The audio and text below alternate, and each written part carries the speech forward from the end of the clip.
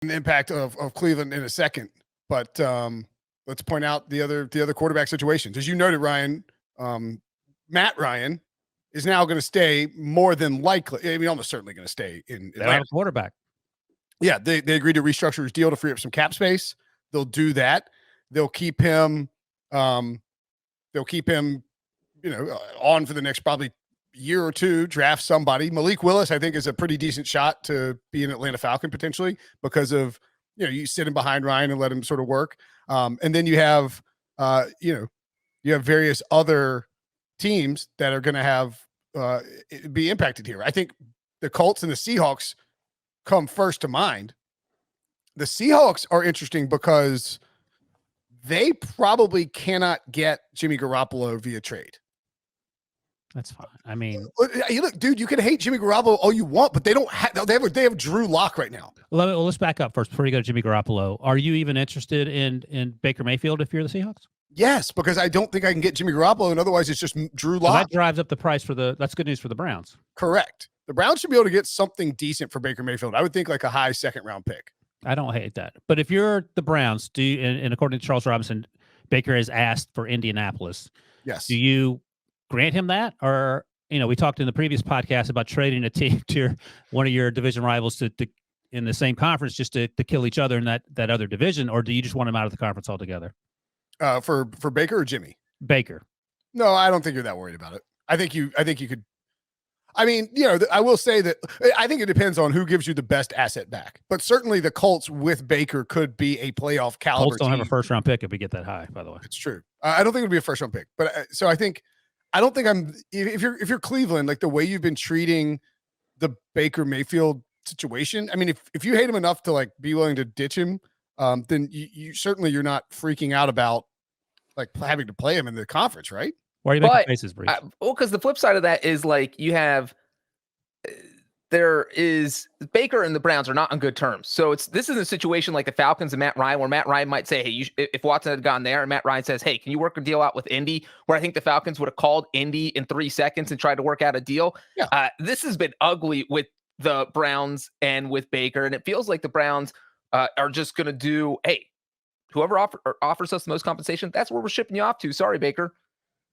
Yeah. Why would you do him a favor? He has done you zero favors. Well, here's the thing. I agree with you 100%. I don't disagree with any of that. Here's the thing. It would be the most Brownsian thing ever to send Baker to Indianapolis and then they go and win the Super Bowl. Or Indy beats them in the playoffs. Yeah. Right. Indy gets the 7th seed and Cleveland misses the playoffs with Watson. Because there are a lot of scenarios where it works out where Baker wins and the Browns lose. Yeah, I agree with that. And then with the Seahawks, I think the Seahawks would love to get their hands on Baker. I think Baker, according to Charles Robinson, said Indy and didn't mention Seattle because Seattle's offensive line is dog doo-doo, and he's tired of. That's just me speculating, but no, I think that's right. But I'm telling you that incredibly difficult. But I don't think the Browns. Let's say that the Seahawks are offering the Broncos pick.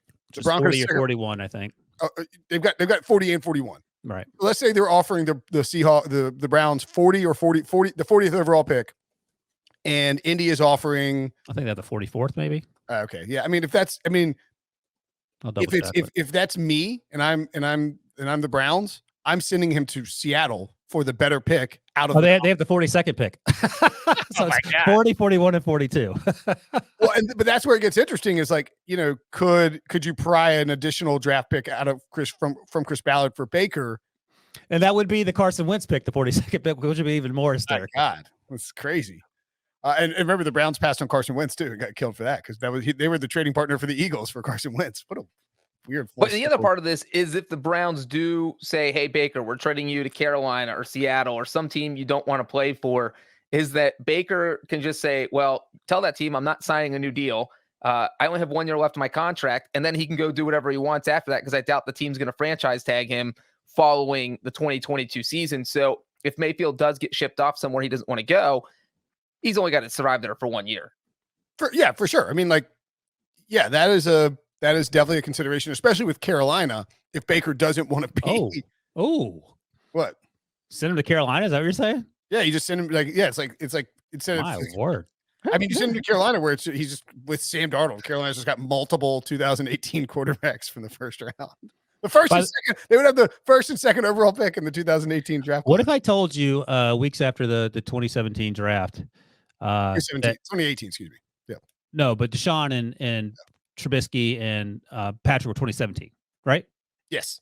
Yeah. If I told you 2 weeks after that draft, like in May 30th, I said, hey, by the way, in 2022, Mr. Trubisky and Deshaun Watson will be playing against each other in the AFC North. You have to guess which teams they are. I mean, Browns would probably be a guess. The Bengals might be the other guess.